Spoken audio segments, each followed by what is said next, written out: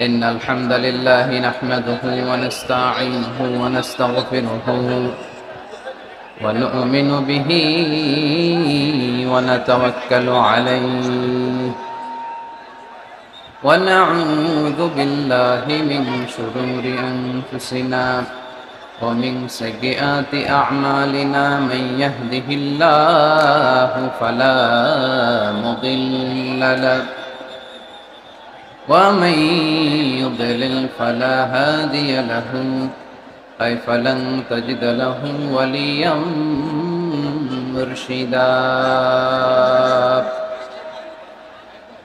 ونشهد أن لا إله إلا الله وحده لا شريك له والذي لا ضد له ولا ند له لا مثل له ولا مثيل له لا وزير له ولا كفيل له لا شبه له ولا شبيه له لا ولد له ولا والد له وهو الواحد الفرد الصمد لم يلد ولم يولد ولم يكن له كفوا أحد ونشهد أن سيدنا ونبينا وحبيبنا وبشيرنا ونذيرنا وطبيبنا وطبيب أرواحنا وحبيبنا وحبيب ربنا محمدا عبد الله ورسوله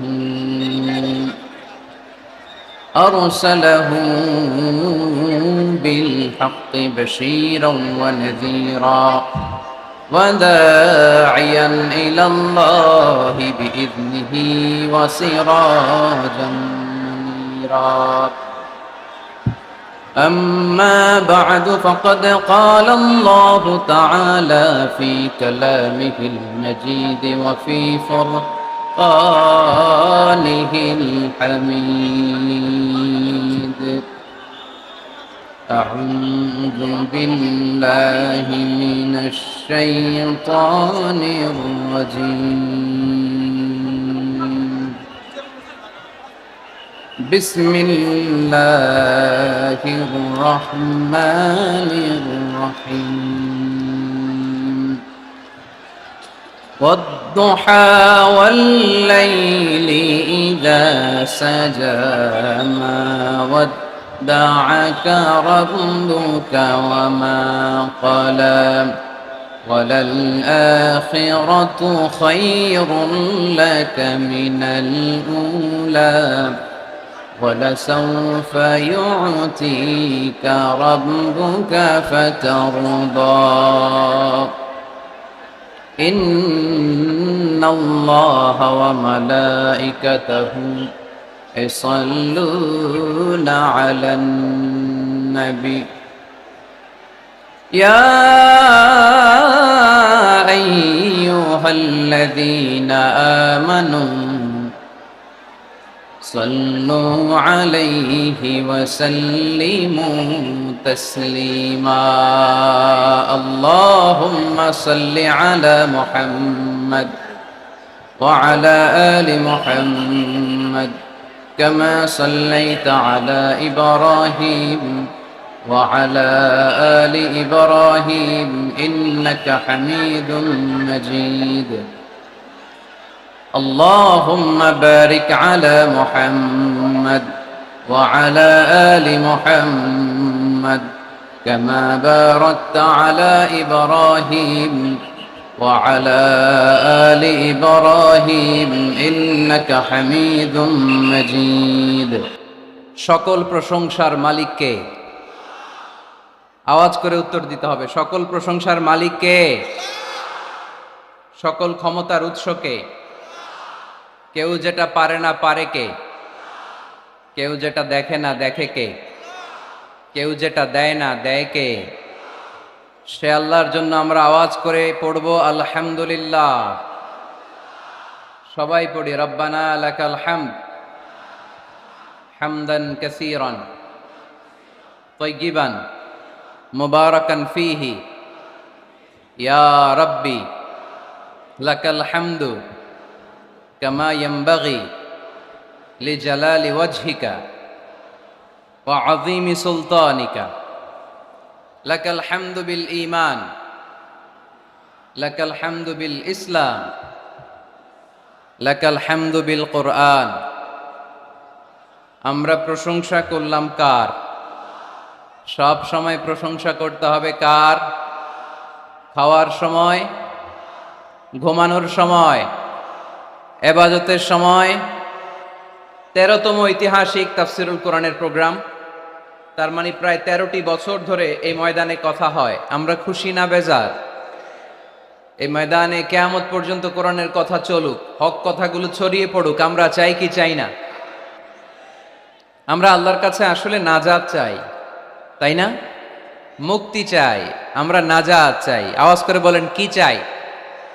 আল্লাহ যদি কিয়ামতের দিন বলে এত লক্ষ মানুষের ভিড়ে সেদিন শুধু কোরআনের জন্য, ইসলামের জন্য, আমার ভালোবাসায়, নবীর ভালোবাসায় চুয়াডাঙ্গার আলমডাঙ্গা থানায় তুমি কষ্ট করে ওই মাহফিলে উপস্থিত হয়ে কোরআনের মাহফিলকে সার্থক করেছো, যাও এর উসিলায় তোমারে আমি মাফ করে দিলাম, এই ঘোষণা যদি আল্লাহ সেদিন দেয়, ভাল লাগবে আপনাদের?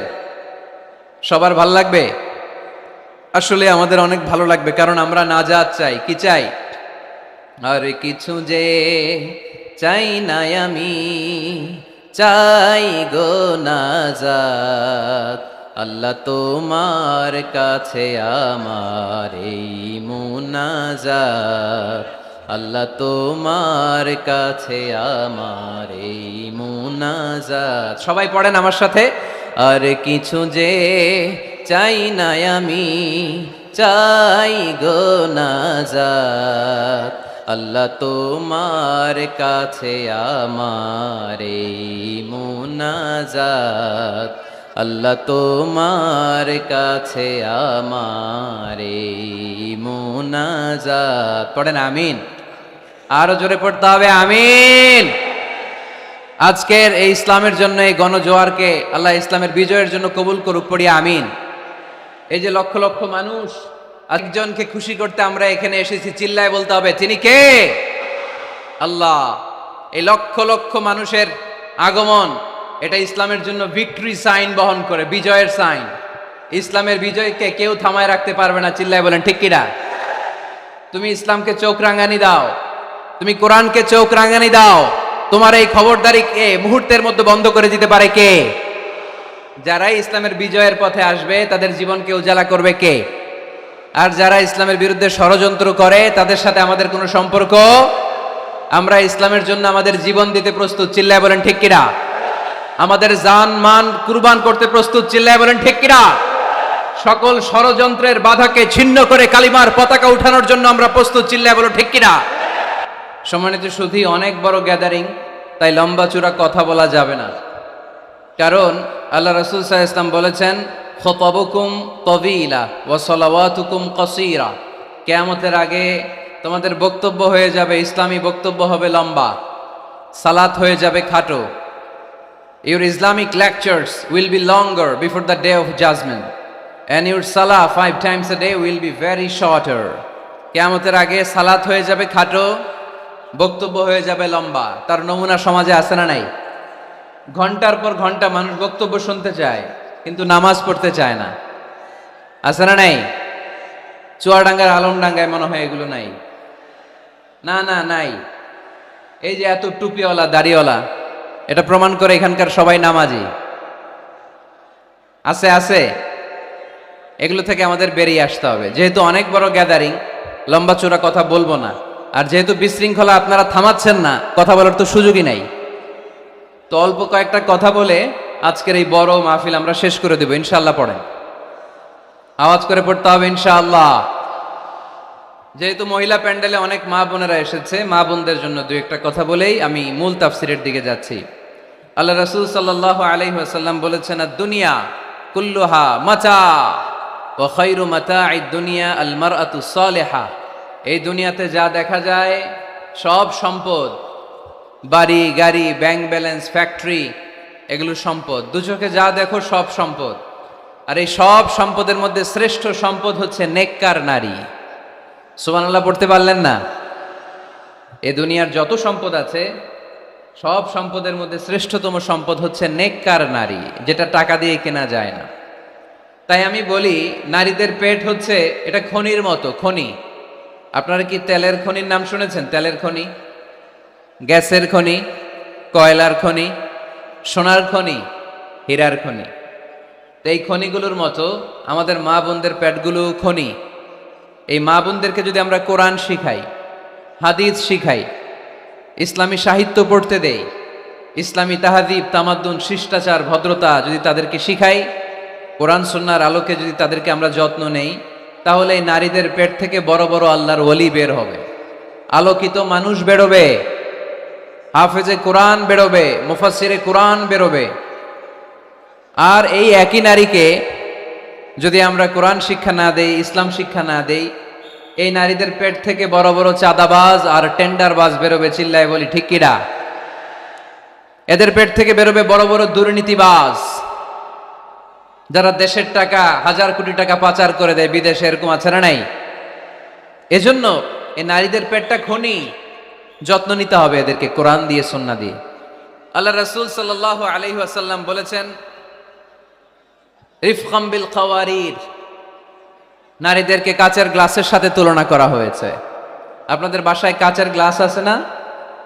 কথা বলতে হবে, উত্তর দিতে হবে আওয়াজ করে বাঘের মতো। আপনাদের বাসায় কাচের গ্লাস আছে? এই কাচের গ্লাস আস্তে ধরতে হয়, আস্তে রাখতে হয়। পরিষ্কার করতে চাইলে, পরিচ্ছন্ন করতে চাইলে খুব স্মুথলি রাখতে হয়, স্মুথলি ধরতে হয়। জোরাজুরি করলে গ্লাস ভেঙে যায়। এইখানে কি ভাই, তোমাদের কি সমস্যা? মাহফিলটা সুন্দরভাবে হোক, তোমরা কি চাও? ইসলাম বলেছে খায়রুকুম মান বুখিরা বিল উনসা, যে ঘরের প্রথম সন্তান কন্যা, ওই ঘরটারে বরকত দিয়ে ভরে দেয় কে?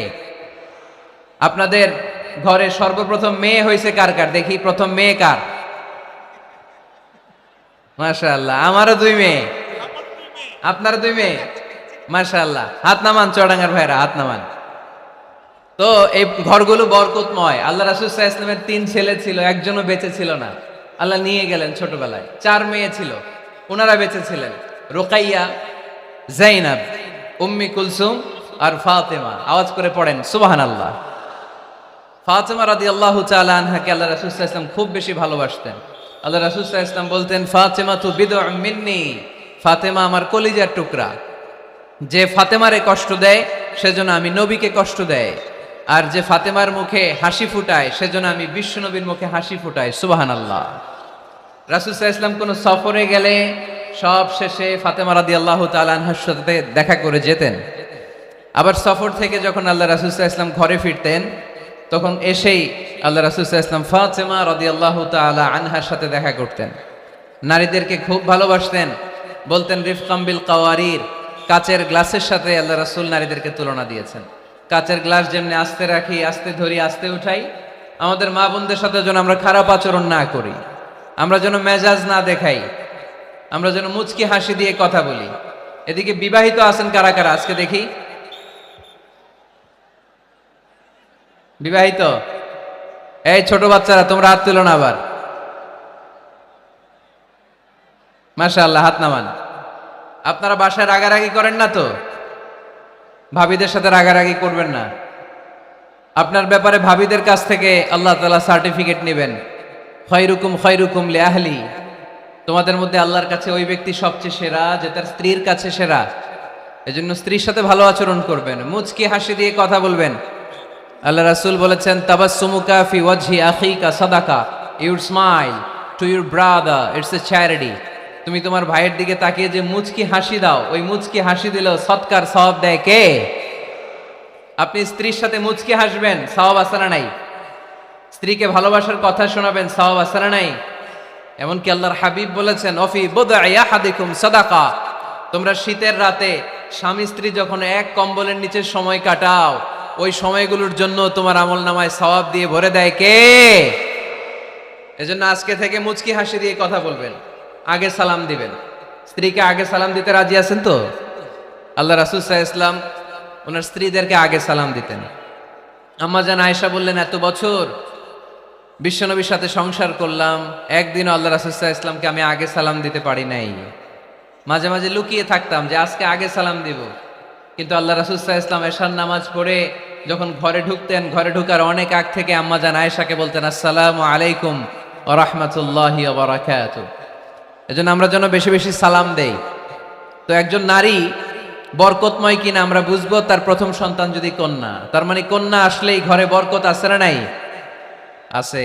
এরপরে এই কন্যাকে যখন আপনি শিক্ষাদান করবেন, ভালো পাত্রের হাতে তুলে দিবেন, তখন ওই কন্যা বাবার জন্য জান্নাতের দরজা খুলে দেয়। সুবহানাল্লাহ পড়তে পারলেন না? এরপর সে যখন কারো স্ত্রী হয়, তার কাছ থেকে আল্লাহ তাআলা সার্টিফিকেট নেয় স্বামীর ব্যাপারে। তারপর যখন সন্তান সম্ভবা হয়, অনেক নারী বাচ্চা ডেলিভারি করতে যেয়ে মারা যায়। সন্তান ডেলিভারি করতে যেয়ে যে নারী মারা যায়, ওই নারীদেরকে কিয়ামতের দিন আল্লাহ শহীদদের কাতারে দাঁড় করায় দিবেন। আর যদি সহি সালামতে বাচ্চা ডেলিভারি করতে পারে, তাহলে ইসলাম বলে আল জান্নাতু তাহতা আকদামি উম্মাহাতিকুম। ও দুনিয়ার পুরুষেরা শোনো, তোমাদের পায়ের নিচে থাকে জুতা, জুতার নিচে থাকে বালু, আর এক একটা মায়ের পায়ের নিচে থাকে তার ছেলে মেয়েদের জান্নাত। পড়েন সুবহানাল্লাহ। ওগো মা তুমি এই ধরনের শ্রেষ্ঠ নিয়ামত, তোমারই পদ তলে রয়েছে জান্নাত। ওগো মা তুমি এই ধরনের শ্রেষ্ঠ নিয়ামত, তোমারই পদ তলে রয়েছে জান্নাত। সুবহানাল্লাহ পড়েন। আচ্ছা, এই দুনিয়াটাকে যদি 100 বার আমরা বিক্রি করে দেই, ওই বিক্রির টাকা দিয়ে জান্নাতের একটা টেবিলের দাম হবে? এই দুনিয়াকে 2000 বার বিক্রি করে দিলে যেই টাকা পাওয়া যাবে, ওই টাকা দিয়ে যদি জান্নাতের একটা চেয়ার কিনতে চাই, ওই চেয়ারের দাম হবে? তাহলে যে মায়ের 2টা পায়ের নিচে আল্লাহর 8টা জান্নাত পড়ে আছে, ওই 8টা জান্নাতের ওই পা 2টার দাম কত? রাসূল সাল্লাল্লাহু আলাইহি ওয়াসাল্লাম বলেছেন, লাউ কাতাআতা জিলদাক, তুমি তোমার গায়ের চামড়া কেটেও যদি মায়ের পায়ের জুতা বানিয়ে দাও, তাহলে ছোটবেলায় যে দুধ খেয়েছো, এক ঢোক দুধের শোধ কোনোদিন আদায় হবে না। চিল্লায় এখন সুবহানাল্লাহ। মায়ের এক ধার দুধের দাম, কাটিয়া গায়ের চাম, পাপোশ বানাইলেও ঋণের শোধ হবে না। এমন দরদি ভাবে কেউ হবে না আমার মাহা, ঠিক কিনা? এজন্য মা বাবা যাদের বেঁচে আছে, আমরা যেন মা বাবার কাছ থেকে দোয়া নেই। পীর সাহেবের কাছে যদি দোয়া নিতে যান, দোয়া কবুল হতেও পারে, নাও হতে পারে। গোটা বিশ্বের সব পীর সাহেব যদি 1 গ্লাস পানির মধ্যে দোয়া পরে ফু দেয়, গোটা বিশ্বের সব ইমাম সাহেব যদি, খতিব সাহেব যদি 1 গ্লাস পানির মধ্যে দোয়া পরে ফু দেয়, আর আপনার আম্মা শুধু সুবহানাল্লাহ বলে যদি আরেক গ্লাস পানির মধ্যে ফু দেয়, আপনার মায়ের দোয়াটা মুহূর্তে আল্লাহর দরবারে কবুল হয়ে যাবে। এজন্য আব্বা আম্মার দোয়া নিতে রাজি আছি তো? যাদের আব্বা আম্মা বেঁচে আছে, আল্লাহ যেন হায়াত দারাজ করে, আমরা পড়ি আমিন। যারা আমরা আমাদের আব্বা আম্মা, আমাদের বটবৃক্ষগুলোকে হারিয়েছি, তাদের কবরগুলোরে আল্লাহ জান্নাতের বাগান বানিয়ে দিক, আমরা পড়ি আমিন। আর দেরি না করে আমরা সরাসরি মহাবিশ্বের মহাবিশ্বয় মহাগ্রন্থ আল কোরআন আল কারিম থেকে কথা শুনব। আমরা যে বইটা থেকে কথা শুনবো, চুয়াডাঙ্গার ভাইয়েরা দেহের সবটুকুন শক্তি গলার মাঝ বরাবর এনে আওয়াজ করে বলেন তো, এই বইটার নাম কি? এই কোরআনে কোনো ভুল আছে? সন্দেহ আছে? সংশয় আছে? আমাদের জীবন সমস্যার সব কিছুর সমাধান এই কোরআনের ভেতরে দিয়েছে কে? সমাধান চাও যদি জীবনে মরণে, ফিরে যাও খুঁজে নাও, চোখ রাখো কোরআনে, ঠিক কিনা? সমাধান চাও যদি জীবনে মরণে, ফিরে যাও খুঁজে নাও, চোখ রাখো কোরআনে। If you want a solution this দুনিয়া এন্ড আখিরা, go back, have a look to the holy কোরআনে, ঠিক কিনা? এজন্য আমরা সমস্যার সমাধান চাইলে চোখ রাখতে হবে যেই কিতাবের দিকে, কিতাবটার নাম আল কোরআন। এই কিতাবে কোনো ভুল নাই, এই কিতাবে কোনো সন্দেহ নাই, কোনো সংশয় নাই। এই কিতাবে যে সন্দেহ নাই, এই কথা কোরআনে বলে দিয়েছে কে? রব্বুল আলামিন বলেন, যালিকাল কিতাবু লা রাইবা ফীহি হুদাল লিল মুত্তাকিন। সবাই পড়েন আমার সাথে, যালিকাল কিতাবু লা রাইবা ফীহি হুদাল লিল মুত্তাকিন। This is the book, the most authentic and original book in the world. There is no doubt in it and a guidance to those who are muttaqin. এই বইটা এমন বই যেখানে কোনো ভুল নাই, কোনো সন্দেহ নাই, কোনো সংশয় নাই। মুত্তাকিনদের জন্য এই বইয়ের ভেতরে হেদায়েত রেখে দিয়েছে কে? আল্লাহ। আবার রাব্বুল আলামিন বলেন, আলিফ লাম রা, কিতাবুন আনজালনাহু ইলাইকা লিতুখরিজান নাসা মিনাল যুলুমাতি ইলান নূর। ও Muhammad sallallahu alayhi wa sallam, I've revealed this holy and sacred book unto you in order to lead the mankind out of darkness into the light. ও নবী, আমি কেন এই কোরআনকে আপনার কাছে পাঠিয়েছি আপনি জানেন? অন্ধকারাচ্ছন্ন মানুষগুলোকে আলোর পথে নিয়ে যাওয়ার জন্য, জাহান্নামীগুলারে জান্নাতি বানানোর জন্য, রাম আর বামপন্থীগুলারে ডানপন্থী বানানোর জন্য। চিল্লায় বলো ঠিক কিনা? এজন্য কোরআনের সাথে আমাদের অ্যাটাচমেন্ট বাড়ানোর দরকার আছে না নাই? আমরা যেন বেশি বেশি কোরআনের সাথে সম্পর্ক বাড়াতে পারি, কোরআনকে যেন আমরা বন্ধু বানাই। আমাদের বন্ধু হবে কোরআন। আমাদের বন্ধু হবে কি? আমাদের নিঃসঙ্গ সময়ের বন্ধু হতে হবে কোরআন। এই কোরআন যদি দুনিয়াতে আমরা বন্ধু বানাতে পারি কোরআনকে, কবরেও এই কোরআনকে আমাদের বন্ধু বানায় দিবে কে? কিয়ামতের ময়দানে ওই কোরআনকে আমাদের জন্য সুপারিশকারী করে বানাবে কে? সেই মহাবিশ্বের মহাবিশ্বয় মহাগ্রন্থ আল কোরআন আল কারীম থেকে আমি একটা সূরার কিয়দাংশ তেলাওয়াত করেছি। আজকের চুয়াডাঙ্গার এই বিশাল জনসমুদ্রে এই সূরার কিছু মেসেজ এই চমৎকার রজনীতে আপনাদের সাথে আমি শেয়ার করব। আওয়াজ করে পড়তে হবে ইনশাআল্লাহ। কোরআনের যেখান থেকেই বলি ওইখান থেকে বরকত আছে না নাই? অনেকে বলে, হুজুর ওই এলাকায় পর্দার ওয়াজ করছেন, এখানে পর্দার কথা বলেন কেন? বলে না? অনেকে বলে, হুজুর ওই জেলায় নামাজের ওয়াজ করছেন, তো এই জেলায় আবার নামাজের কথা কন কেন? হুজুর ওইখানে সুদ খাওয়া যাবে না বলছেন, এইখানে বলেন কেন? নামাজ কি শুধু ওই জেলায় লাগবে? পর্দাকে শুধু ঢাকাবাসীদের জন্য লাগবে, চুয়াডাঙ্গায় লাগবে না? আমরা সূরা ফাতিহা প্রতিদিন কয়বার পড়ি? ফরজ নামাজে 17 বার, সুন্নত সহ 40-45 বার। যে ব্যক্তি 50 বছর ধরে নামাজ পড়ে, এই বেটা যে কয় লক্ষবার সূরা ফাতিহা পড়ছে বেটা নিজেও জানে না, ঠিক কিনা? আচ্ছা, আপনারা কি জানেন যে সূরা আর রহমানে একটা আয়াত আছে, যে আয়াতটা আল্লাহ বারবার বারবার ওই সূরার ভেতরে উল্লেখ করেছে, সূরা আর রহমানে? জানেন কি আয়াতটা কি? কি আয়াত? ফাবিআইয়ি আলা রাব্বিকুমা তুকাদ্দিবান।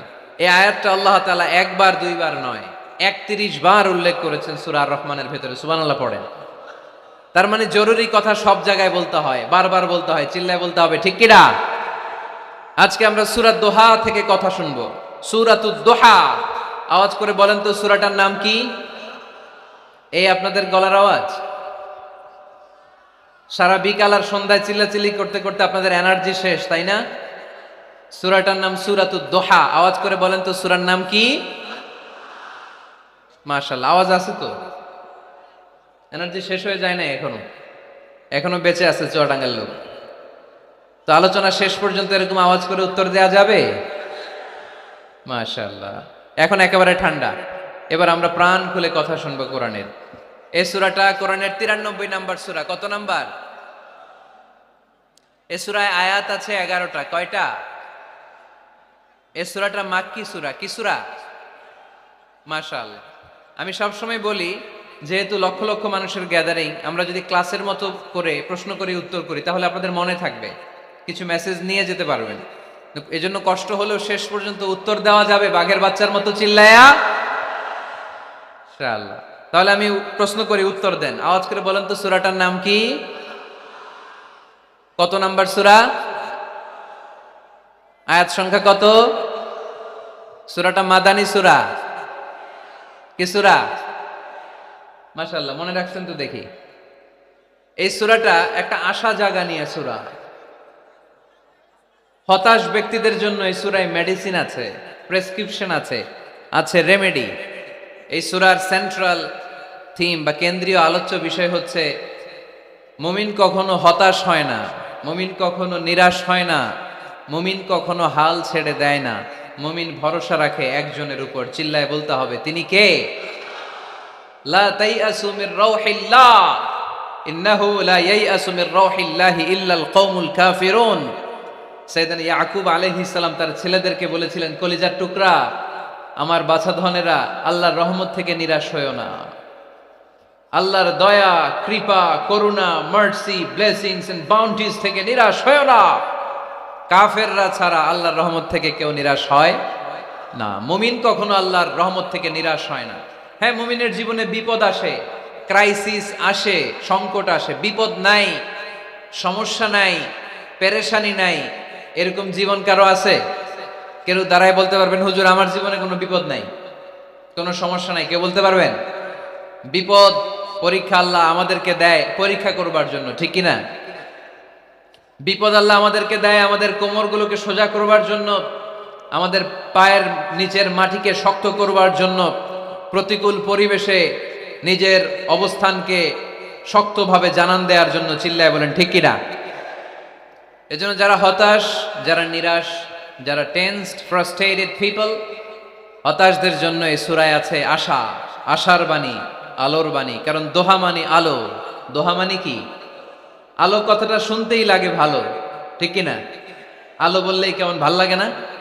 কারণ আশার আলো, এটা সম্ভাবনার আলো। অন্ধকার দেখলে বাচ্চারা ভয় পায়, আলো দেখলে বাচ্চারা ভয় পায়। এজন্য আমরা অন্ধকার চাই না, আমরা চাই আলোর পথ। এই কোরআন এসেছে আমাদেরকে আলোকিত করতে, ঠিক কিনা? আল্লাহ রাসূল সাল্লাল্লাহু আলাইহি ওয়াসাল্লামের খুব মন খারাপ, তিনি খুব বিচলিত, তিনি খুব পেরেশান। আল্লাহ রাসূল সাল্লাল্লাহু আলাইহি ওয়াসাল্লামের পেরেশানি দূর করার জন্য সান্ত্বনার বাণী হিসেবে আল্লাহ তাআলা এই সূরাটা আল্লাহ রাসূলের জন্য ডেডিকেট করে নাজিল করেছেন। চিল্লায় পড়েন সুবহানাল্লাহ। আর আল্লাহ বুঝাতে চেয়েছেন, আমার নবীকে আমি যেভাবে পেরেশানি দূর করেছি, সাহায্য করেছি, মুমিনদের জীবনেও আমি আল্লাহর পক্ষ থেকে সাহায্য আছে না নাই? এজন্য আমরা কখনো হতাশ হব না। এই মেসেজটা যদি বাড়িতে আজকে নিয়ে যেতে পারো, চুয়াডাঙ্গার ছেলেরা, অনেকে হতাশ ব্যক্তি জীবনে, পেশাগত জীবনে, পারিবারিক জীবনে হতাশ, চাকরি হয় না, ব্যবসায় মন্দা। যাদের ব্যবসা মন্দা, এই শাহিদুজ্জামান টরিক ভাইয়ের সাথে দেখা করবা। সফল ব্যবসায়ী, বাংলাদেশ কাঁপায়, এখন সিঙ্গাপুর কাঁপাইতেছে। তো তোমরা ওনাকে ধরবা টাইট করে, যে ভাই কিভাবে আপনি সফল হলেন, শোনান আপনার সফল হওয়ার গল্প। How to succeed in life, কিভাবে ব্যবসায় সফল হতে হয়, কিভাবে আইকন হতে হয়, শহীদ ভাইয়ের কাছ থেকে চুয়াডাঙ্গার ছেলেরা জেনে নিবা। মুমিন কখনো হতাশ হয় না।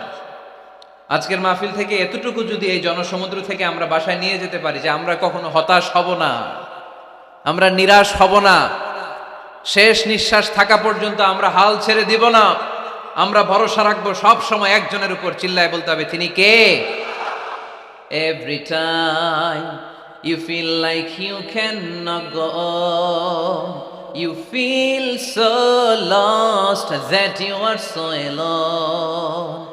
Every time you feel like you cannot go on, you feel so lost that you are so alone. Don't despair and never lose hope, 'cause Allah is always by your side. Insha'Allah, পড়েন, Insha'Allah, Insha'Allah, you'll find your way. Insha'Allah, Insha'Allah, Insha'Allah, you'll find your way. পড়েন আল্লাহু আকবার। আমরা কখনো নিরাশ হই না, আমরা হতাশ হই না, আমরা ভরসা রাখি একজনের উপর, তিনি কে? আমরা জানি রাত যত গভীর হয়, অন্ধকার তমানিসা ভেদ করে সুবহে সাদিক হয়। আমরা জানি গর্ভবতী নারীর যেদিন পেটের ব্যথা বেদনা বাড়তে থাকে, ওই দিন নতুন মেহমান আগমনের সময় ঘনাতে থাকে। আমরা জানি বিশ্বাসীদের জীবনে কষ্ট, দুঃখ, যন্ত্রণা, পরীক্ষা যত বাড়তে থাকে, সুখের দিন কাছে আসতে থাকে। চিল্লায় বলো ঠিক কিনা? এজন্য আমরা হতাশ হব না, হাল ছেড়ে দিব না, শেষ নিঃশ্বাস ত্যাগ করা পর্যন্ত আমরা ভরসা রাখবো একজনের উপর, তিনি কে? আল্লাহ রাসূল সাল্লাল্লাহু আলাইহি ওয়াসাল্লাম হতাশ হলেন, পেরেশান হলেন, নবীর পেরেশানি দূর করার জন্য আল্লাহ তাআলা এই সূরাটা নাজিল করেছে। সুবহানাল্লাহ পড়ে। তাহলে এই সূরার কেন্দ্রীয় আলোচ্য বিষয় কি? এটা কি চুয়াডাঙ্গাবাসীদের কাছে ক্লিয়ার? Clear clear clear. এবার আমরা শুনবো এই সূরার একটা ব্যাকগ্রাউন্ড আছে, কোন প্রেক্ষাপটে এই সূরা নাজিল হলো। আল্লাহ রাসূল সাল্লাল্লাহু আলাইহি ওয়াসাল্লামকে আল্লাহ বললেন, ইয়া আইয়ুহার রাসূলু বাল্লিগ মা উনজিলা ইলাইক, নবী কোরআনে যা নাজিল করেছি সব আপনি পৌঁছে দিন, কিছু গোপন রাখা যাবে না। এই কোরআনের কোনো কিছু বিশ্বনবী গোপন রেখেছে? সবাই বলেন না কেন, গোপন রেখেছে নাকি সব প্রচার করে দিয়েছে? সব প্রচার করে দিয়েছে। হঠাৎ করে হেরা গুহায় বিশ্বনবীর কাছে নাজিল হলো, ইকরা বিসমি রাব্বিকাল্লাযী খালাক, খালাকাল ইনসানা মিন আলাক, ইকরা ওয়া রাব্বুকাল আকরামুল্লাযী আল্লামা বিল কলম, আল্লামাল ইনসানা মা লাম ইয়ালাম। পড়েন সুবহানাল্লাহ। আল্লাহ নাজিল করলেন, নবী পড়ো, তোমার প্রভুর নামে যিনি সৃষ্টি করেছেন, তুমি যা জানতে না তা তোমার রব তোমারে শিখিয়েছেন, কলমের মাধ্যমে তোমাদেরকে জ্ঞান দিয়েছেন। সুবহানাল্লাহ। ইকরা বিসমি রাব্বিকাল্লাযী খালাক, read in the name of your lord who has created. পড়ো তোমার প্রভুর নামে। কোরআনের প্রথম বাণী পড়ো। কোরআনের প্রথম বাণী কি? সবাই বলেন, প্রথম বাণী কি? আল কোরআনের প্রথম বাণী পড়ো, আল হাদিসে নবীর কথা পড়ো। আল কোরআনের প্রথম বাণী পড়ো, আল হাদিসে নবীর কথা পড়ো। পড়ে পড়ে শেখো, শিখে শিখে তুমি তোমার নিজের জীবন গড়ো। সুবহানাল্লাহ। পড়ে পড়ে পড়ে নিজের জীবন গড়তে হবে। নাজিল হলো ইকরা বিসমি রাব্বিকাল্লাযী খালাক, যা নাজিল হলো নবী প্রচার করে দিলেন।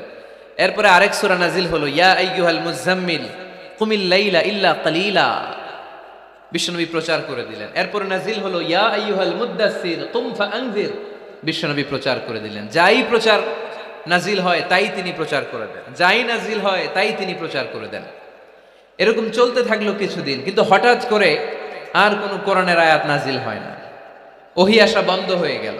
ফলে নবীও নতুন কোনো কথা মক্কার লোকদেরকে শোনাতে পারে না। মক্কার লোকেরা বলল, ঘটনা কি মুহাম্মদ? নতুন নতুন আয়াত এতদিন বলতো, এখন বলো না কেন? বলো। বিশ্বনবী বলতে পারে না, কারণ বিশ্বনবী কি মন গড়া কোনো কথা বলে? সবাই যদি বুঝে থাকেন উত্তর দেন, বিশ্বনবী কি মন গড়া কথা কোনোদিন বলেছে? রব্বুল আলামিন বলেন, ওয়ামা ইয়ানতিকু আনিল হাওয়া ইন হুয়া ইল্লা ওয়াহয়ুন ইউহা। আমার নবী মন গড়া কোনো কথা বলেন না। আমার পয়গম্বর মন মস্তিষ্ক কোনো প্রসূত কথা তোমাদের কাছে পেশ করে না। আকাশ থেকে জিব্রাইল মারফত যা তিনি শুনতে পান তা তিনি মক্কাবাসীদের কাছে পৌঁছে দেন। সুবহানাল্লাহ। তো নাজিল হতো, নবী পৌঁছে দিতেন। এখন বন্ধ, পৌঁছাতে পারে না। সাইয়েদনা জিব্রাইল আলাইহিস সালাম আর কোরআন নিয়ে আসে না। রাসূল সাল্লাল্লাহু আলাইহি ওয়াসাল্লাম নতুন কোনো কথা শোনাতেও পারে না। মক্কার লোকেরা হাসাহাসি শুরু করলো, হাততালি দিতে শুরু করলো, মুহাম্মদ তোমার আল্লাহ তোমারে বর্জন করেছে, তোমার আল্লাহ তোমারে ভুলে গেছে। নাউজুবিল্লাহ পড়তে পারলেন না? ইন্না মুহাম্মাদান ওয়াদ্দাআহু রাব্বুহু ওয়া ক্বালা। হে মক্কার লোকেরা শোনো, মুহাম্মদের রব তো মুহাম্মদের ভুলে গেছে, মুহাম্মদের দিকে ফিরেও তাকায় না, আর নতুন কোনো আয়াত পাঠায় না। আবু লাহাবের স্ত্রী উম্মে জামিল বলতে শুরু করলো, ইন্না শাইতানাকা ক্বাদ তারাক, মুহাম্মদ তোমার কাছে যে একটা শয়তান আসতো জিব্রাইল নামে, ওই শয়তানটা আর আসে না। না, নাউজুবিল্লাহ পড়েন। সবাই টিটকারি করে। এখন রাসূল সাল্লাল্লাহু আলাইহি ওয়াসাল্লাম কিছু বলতেও পারে না, কারণ তিনি তো মন গড়া কিছু বলেন না, যা নাজিল হয় তা পৌঁছে দেন। রাসূল সাল্লাল্লাহু আলাইহি ওয়াসাল্লাম খুব পেরেশান হয়ে গেলেন, চিন্তায় পড়ে গেলেন, হতাশ হয়ে গেলেন। আর মনে মনে ভাবলেন, কি রে, আমি কোনো ভুল করলাম না তো? আমার কোনো অন্যায় হয়ে গেল না তো? এত অপেক্ষা করতেছি, আকাশের দিকে তাকিয়ে আছি, নতুন আয়াত আসে না কেন? আমি কবে নতুন আয়াত শোনাবো? কোন কোন তাফসিরে এসেছে 15 দিন, কোথাও এসেছে 25 দিন, 40 দিন, কোথাও এসেছে কয়েক মাস আল্লাহ রাসূল সাল্লাল্লাহু আলাইহি ওয়াসাল্লামের কাছে কোরআনের আয়াত নাজিল করাকে বন্ধ রেখেছিল কে? নাজিল হয় না, তিনি কোরআনের আয়াত শোনাতেও পারেন না। আমরাও মাঝে মাঝে এরকম হতাশ হই, কি রে, ব্যবসা করলে লস, চাকরি হয় না, অসুস্থতা, মনে হয় আল্লাহ বোধহয় আমাদেরকে পছন্দ করে না। এরকম টেনশন আমাদেরও আছে না নাই? রাসূল সাল্লাল্লাহু আলাইহি ওয়াসাল্লাম যখন টেনশনে পড়ে গেলেন, আল্লাহ তাআলা এই সূরা নাজিল করার মধ্য দিয়ে আল্লাহ রাসূল সাল্লাল্লাহু আলাইহি ওয়াসাল্লামের টেনশন দূর করে দিলেন। চিল্লায় পড়েন সুবহানাল্লাহ। রাসূল সাল্লাল্লাহু আলাইহি ওয়াসাল্লামের পেরেশানি দূর করার জন্য আল্লাহ নাজিল করলেন ওয়াদ-দুহা ওয়াল-লাইলি ইযা সাজা মা ওয়াদ্দাআকা রাব্বুকা ওয়া মা ক্বালা ওয়াদ-দুহা আলোর শপথ ওয়াল-লাইলি ইযা সাজা নিঝুম নিস্তব্ধ রাতের শপথ সুবহানাল্লাহ পড়েন। প্রথমে আল্লাহ দুইটা কসম কাটলেন, কয়টা? দুইটা। প্রথমে দোহা প্রভাতের সূর্য কিরণের শপথ, আলোর শপথ। এরপরে অন্ধকারের শপথ কাটলেন।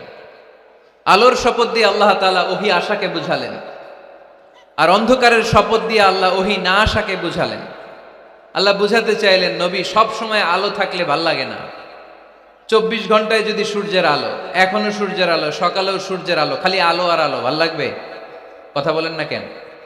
আবার 24 ঘন্টায় ঘুটঘুটে অন্ধকার, কোনো আলো টালো নাই, ভাল লাগবে? তার মানে জীবন চালাতে আলোরও দরকার, অন্ধকারেরও দরকার। বিশ্বনবীরে বুঝাতে চাইলেন নবী ওহী আসা যেমনি দরকার, মাঝে মাঝে ওহী বন্ধ রেখে আপনার একটু বিশ্রাম দেওয়াও দরকার। সুবহানাল্লাহ পড়েন। সরকারি চাকরি যারা করেন সপ্তাহে কয় দিন জব করেন? জোরে বলেন।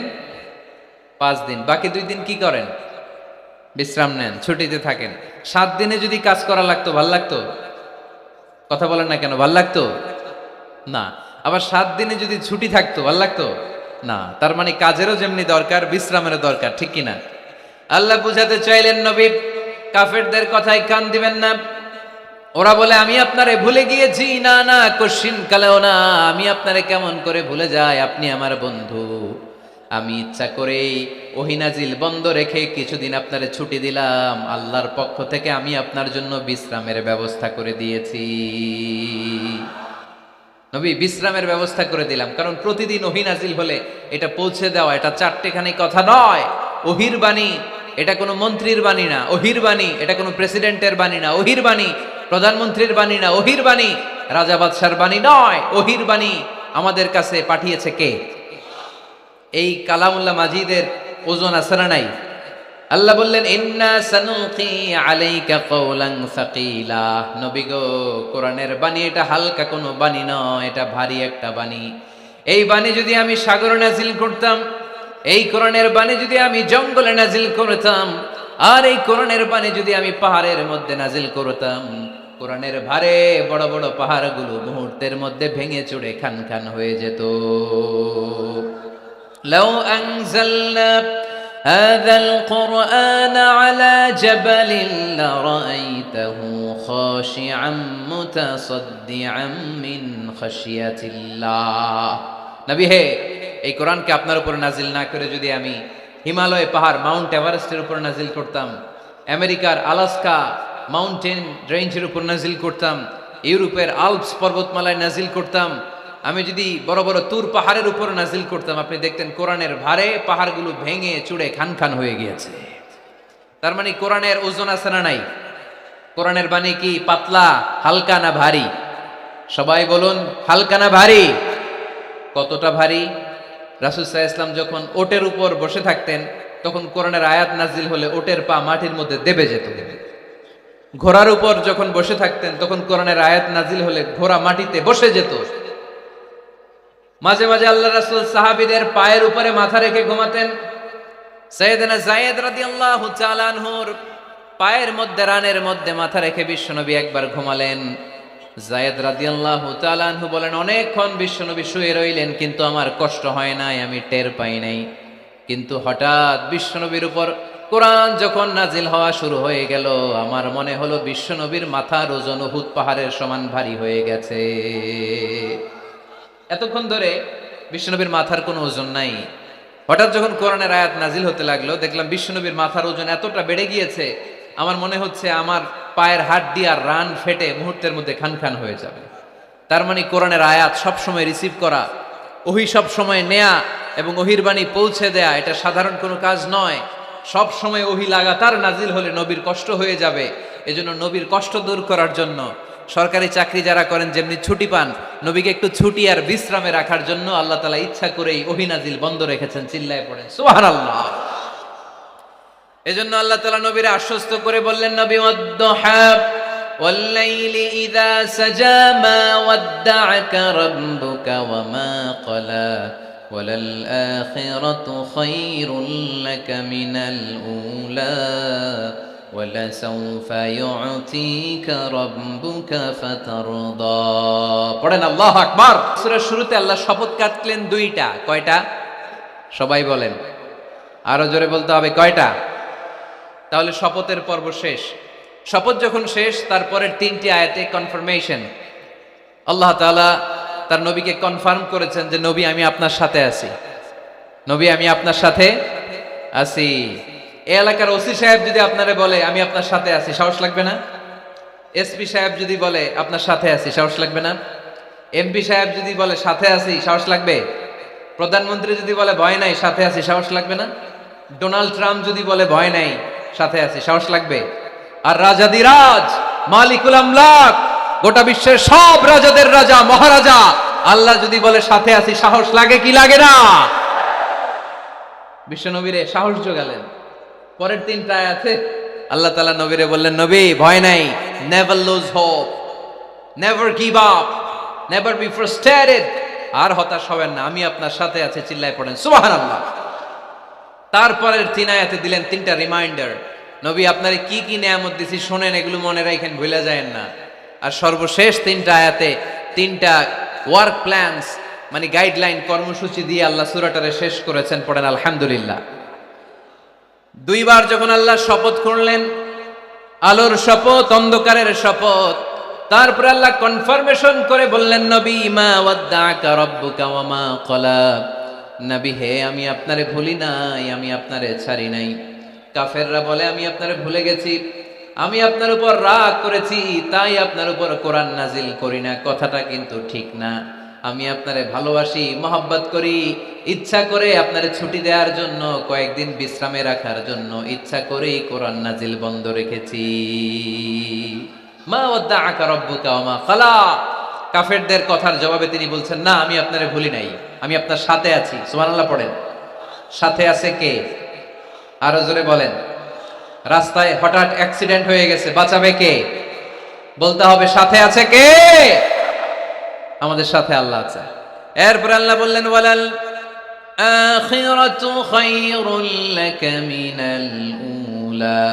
ও নবী, মক্কার জীবনে সাময়িক একটু কষ্ট আপনি সহ্য করেন, মদিনার জীবনে আপনার জন্য আনন্দ রেখেছে কে? আখিরাতে আপনার জন্য জান্নাতকে তৈরি রেখেছে কে?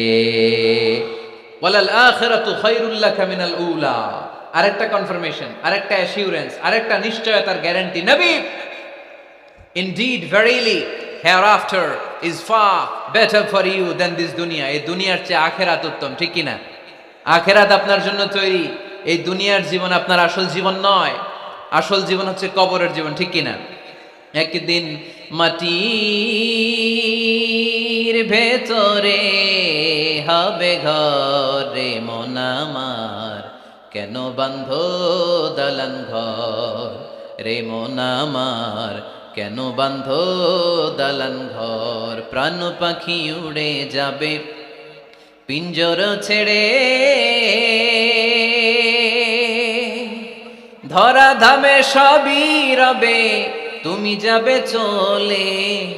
বন্ধু বান্ধব যত মাতা পিতা দ্বারা সুত, বন্ধু বান্ধব যত মাতা পিতা দ্বারা সুত, সবই হবে তোমার পরে। মন আমার কেন বাঁধো দালান ঘর, একদিন মাটির ভেতরে হবে ঘরে। মন আমার কেন বাঁধো দালান ঘর, ঠিক না?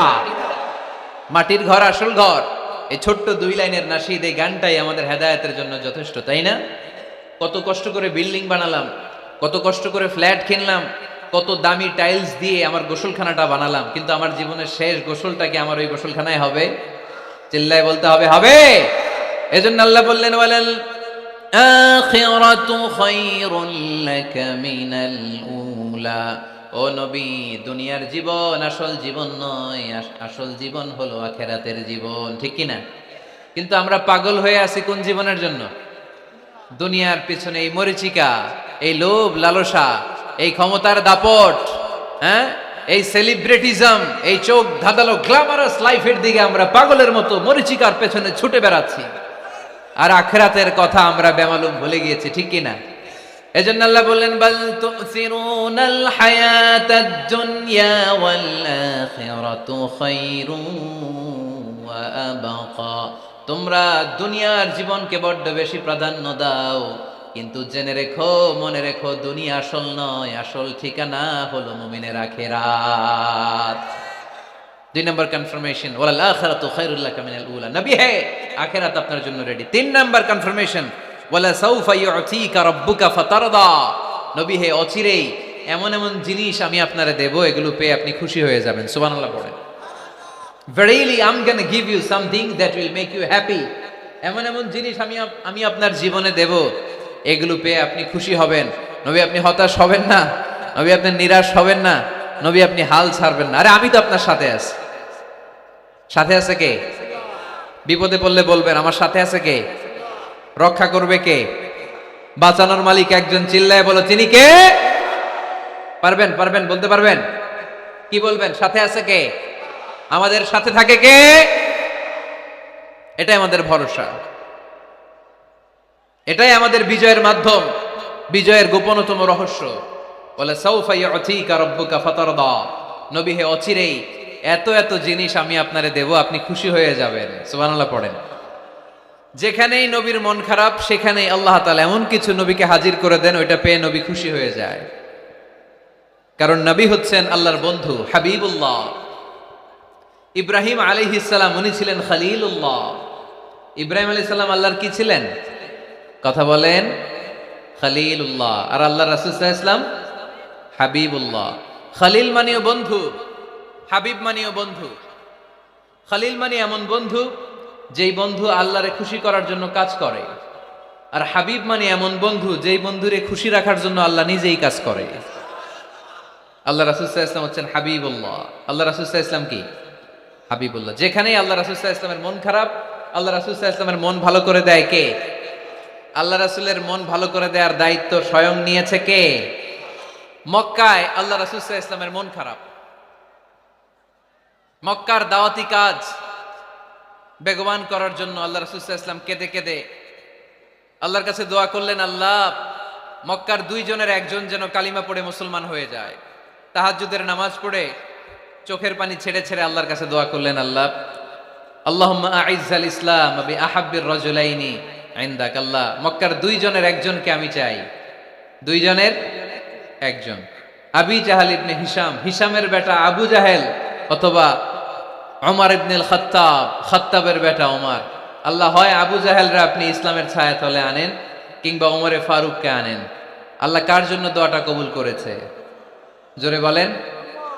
তার কয়েকদিন পরে বিষ্ণু ঈসা ইসলাম আরকাম ইবনে দারিল আরকামের ঘরে বসে লুকিয়ে লুকিয়ে দাওয়াত দিচ্ছিলেন। ইন দ্য মিন টাইম ওমরে ফারুক নাঙ্গা তরোয়ার নিয়ে বিশ্বনবীর মাথা কাটার জন্য ছুটে আসলেন। সাহাবারা বললেন, নবী আপনি পালান, নবী আপনি পালান, ওমরে ফারুক আপনাকে হত্যার জন্য ছুটে এসেছে।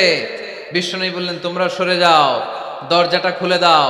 আমার তো মনে হচ্ছে ওই যে তাহাজ্জুদের রাতে আমি দোয়া করেছিলাম, আজকে ওই দোয়া আল্লাহ কবুল করতে শুরু করেছে। সাইয়েদনা ওমরে ফারুক তখনও কালিমা পড়েন নাই। দৌড়ে এসে আরকাম ইবনে আবিল আরকামের ঘরের ভেতরে ঢুকে তলোয়ারটা জমিনের মধ্যে রেখে দিয়ে আওয়াজ করে আঙ্গুল তুলে বলতে আরম্ভ করলেন, আশহাদু আল্লা ইলাহা ইল্লাল্লাহ ওয়া আশহাদু আন্না মুহাম্মাদার রাসূলুল্লাহ। সুবহানাল্লাহ পড়ে কালিমা পড়ে মুসলমান হয়ে গেছে। বিশ্বনবী খুশি হয়ে গেলেন। ওয়ালা সাউফা ইউতিকা রাব্বুকা ফাতারদা। নবী যখনই আপনার মন খারাপ, আপনার মনকে আমি ভালো করে দিব, আপনারে খুশি করে দিব। চিল্লায় পড়তে হবে আল্লাহু আকবার। বিশ্বনবীর মন খারাপ ছিল। হঠাৎ সাইয়েদনা ওমরে ফারুকের ইসলাম গ্রহণের মধ্য দিয়ে বিশ্বনবীর মন ভালো করে দিল কে? আল্লাহ মন ভালো করে দিলেন। এবার ওমরে ফারুক বললেন, ইয়া রাসূলুল্লাহ, এই যে কোরআনের বাণী আপনি প্রচার করেন, আলাইসাল কোরআনু কিতাবুন হক, কোরআন কি সত্য কিতাব নয়? আপনারা আওয়াজ করে বলেন তো, আমাদের কোরআন কি সত্য কিতাব নয়? ইসলাম কি সত্য ধর্ম নয়? আল্লাহ কি আমাদের সঠিক রব নয়? 3টা প্রশ্ন করলেন বিশ্বনবীকে। আপনাদের মতোই বিশ্বনবী বললেন, হ্যাঁ, কোরআনও সত্য, ইসলামও সত্য, আল্লাহও সত্য। এবার ওমরে ফারুক বললেন, ফাফিমাল ইখতিফা, নবী তাহলে লুকিয়ে লুকিয়ে দাওয়াত দেন কেন? লুকিয়ে লুকিয়ে ঘরের ভিতরে কোরআন পড়েন কেন? আজকে থেকে আমি উমর আপনার সাথে আছি। সুবহানাল্লাহ বলতে পারলেন না মজা করে? আমি উমর আছি, দেখি কে আপনারে কি করে। বের হন ঘর থেকে বের হয়ে প্রকাশ্যে দাওয়াত দেন। বিষ্ণু বললেন, না ওমর, এটা মাক্কি জীবন, এখানে গোপনে দাওয়াত দিতে হবে। ওমরে ফারুক বললেন, নবী তাহলে আমাকে একটা মিছিলের অনুমতি দেন। কিসের অনুমতি? আপনাদের চুয়াডাঙ্গায় মিছিল টিছিল হয় নাকি? হয় হয়। বিষ্ণু বললেন, যাও, ঠিক আছে, মিছিলের অনুমতি দিলাম। মোট 11 জন তিনি পেলেন। হাতে গোনা অল্প কয়েকজন লোক কালিমা পড়ে মুসলমান হয়েছে। 11 জনকে নিয়ে ওমরে ফারুক 2 লাইন বানালেন, পেছনে 6 জন, সামনে 5 জন। দ্বিতীয় লাইনের নেতা বানালেন বিশ্বনবীর চাচা হামজা ইবনে আব্দুল মুত্তালিবকে। প্রথম লাইনের নেতা হলেন ওমরে ফারুক নিজেই। তারপরে এক বাক্যের একটা ভাষণ দিলেন। কয় বাক্যের? তিনি বললেন, মান আরাদা আন তাসকুলা উম্মু ইয়াতামা ওয়ালাদু তারমিলা যাওজাতুহু ফালিয়াসুদ্দানি। ওমরে ফারুক মিছিলের সামনে দাঁড়িয়ে মক্কাবাসীদেরকে শোনানোর জন্য বললেন, উদ্দেশ্য করে বললেন, কে আছো? কে আছো? মান আরাদা আন তাসকুলা উম্মু, কে আছো মায়ের বুক খালি করতে চাও? কে আছো সন্তানগুলোর ইয়াতিম বানাতে চাও? কে আছো মক্কায় স্ত্রীদেরকে বিধবা করতে চাও? বুকের পাটা থাকলে আমি ওমরের সামনে এসে দাঁড়াও। কেউ সামনে আসতে পারে নাই। ওমরে ফারুক স্লোগান তুললেন, আল্লাহু আকবার, আল্লাহু আকবার, আল্লাহু আকবার। আল্লাহু আকবার স্লোগান আর কেউ শোনে নাই।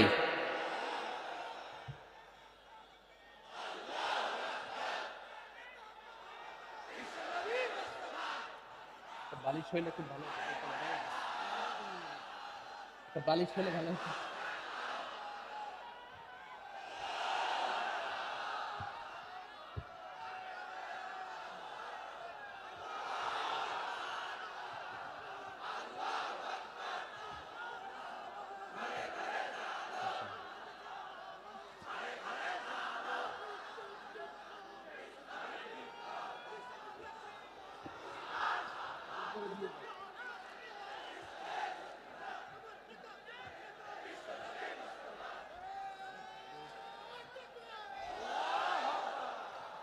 ওমরে ফারুক বললেন, কে আছো মায়ের বুক খালি করতে চাও? কে আছো সন্তানগুলোর এতিম বানাতে চাও?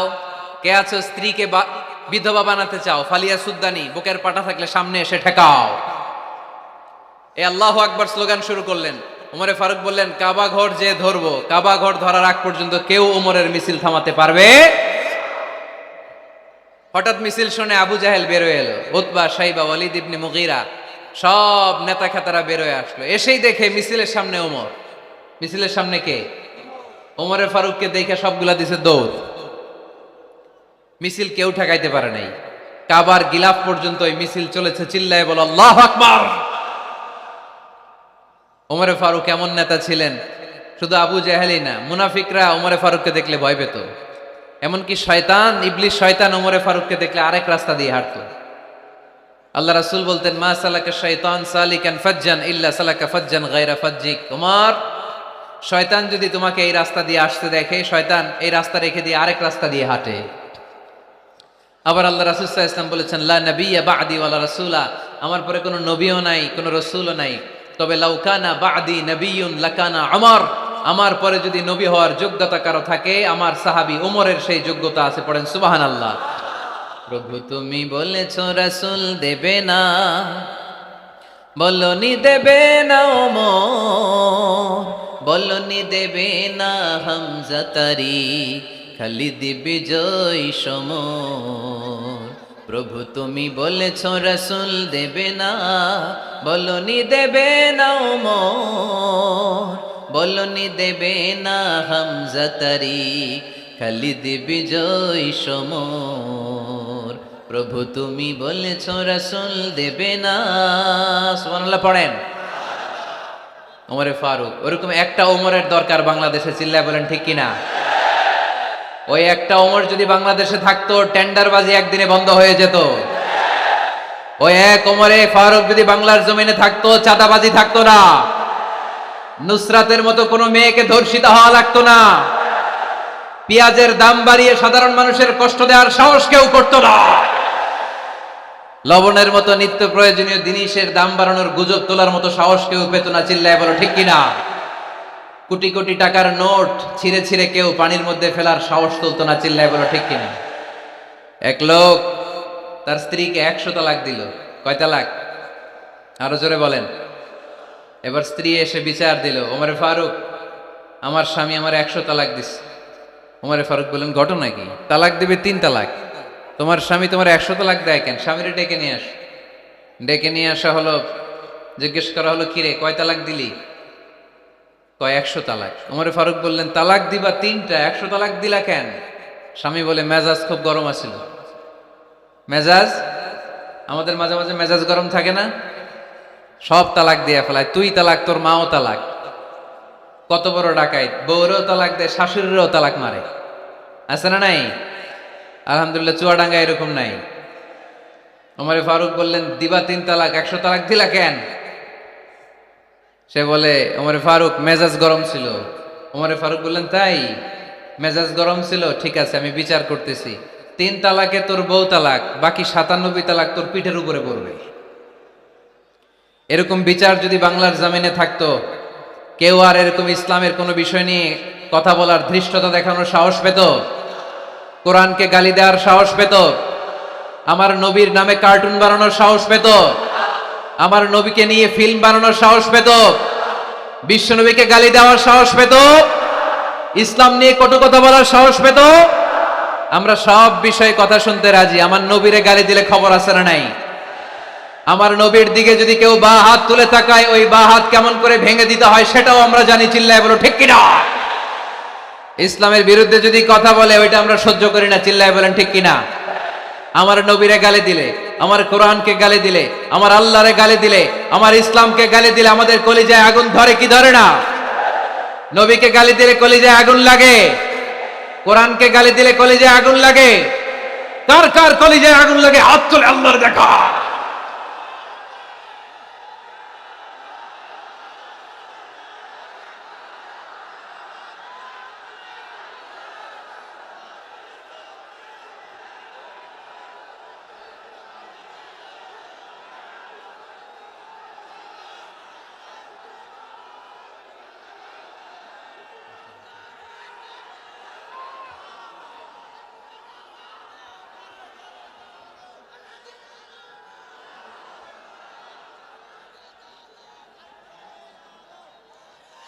আমাদের এই উচ্ছ্বাস, আল্লাহ রাসূলের ভালোবাসা, কোরআনের ভালোবাসা, ইসলামের ভালোবাসা, আল্লাহর জন্য ভালোবাসার এই উচ্ছ্বাস, এই সতেজতাকে আল্লাহ তুমি ইসলামের বিজয়ের জন্য কবুল করে নাও।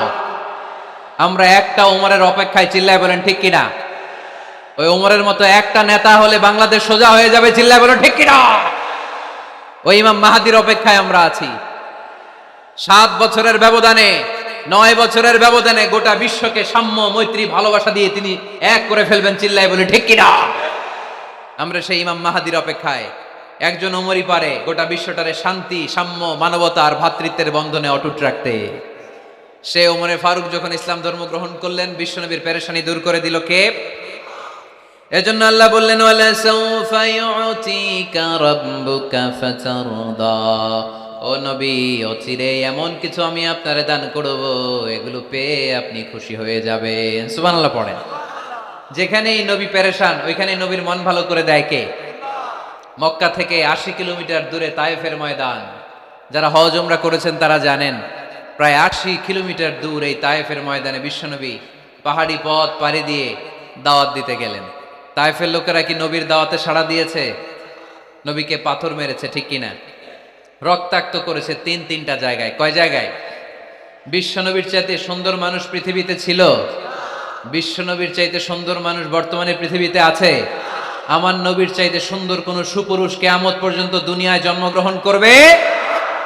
সাদা ধবধবে স্বচ্ছ শুভ্র মানুষ, এত সুন্দর মানুষ যার নুরানি চেহারা দেখলে মানুষ কালিমা পড়ে মুসলমান হয়ে যেত। বিশ্বনবীর চেহারা দেখে কাফের মুশরিকেরা কালিমা পড়ে মুসলমান হতো। আমার নবীর চেহারার মতো সুন্দর শুভ্র সাবলীল মানুষ দুনিয়ার বুকে দ্বিতীয়টা ছিল না। আমার ওই পেয়ারা নবীর গায়ে পাথর মেরেছে তায়েফের ছেলেরা। আমার নবীকে 3টা জায়গায় রক্তাক্ত করেছে, তারপরেও বিশ্বনবী তায়েফবাসীদের বদদুয়া দেয় নাই। খেয়ে না খেয়ে দিন প্রচারের কাজে নিজেকে দিয়েছ বিলিয়ে, তায়েফের কাফিরেরা চিনল না সে আলো, দুষ্ট ছেলেদের পিছু দিল লেলিয়ে, পাথরের আঘাতে ক্ষত বিক্ষত হয়ে সারা শরীর থেকে রক্ত ঝরে। এ রাসূল তোমাকে ভুলি আমি কেমন করে, হে রাসূল তোমাকে ভুলি আমি কেমন করে, হাজার ব্যথা বেদনার পরে। ফিরে আসনি তুমি আপন ঘরে, দিনের আলো তুমি ছড়িয়ে দিতে, চলে গেলে মদিনায় মক্কা ছেড়ে। হে রাসূল তোমাকে ভুলি আমি কেমন করে, হে রাসূল তোমাকে ভুলি আমি কেমন করে। ঠিক না? ওই নবীকে ভোলা সম্ভব? ওই নবীর ভালোবাসা আমাদের হৃদয়ে আছে না নাই? বিশ্বনবীকে তিনটা জায়গায় আঘাত করল। এত শুভ্র সাবলীল সাদা দেহটা ছিঁড়ে ছিঁড়ে রক্ত বের হলো। বিশ্বনবী তায়েববাসীদেরকে বদদুয়া দেয় নাই। বিশ্বনবী তায়েববাসীদেরকে কোরআনের দাওয়াত দিতে গেলেন, তারা কোরআনের দাওয়াত মেনে নেয় নাই।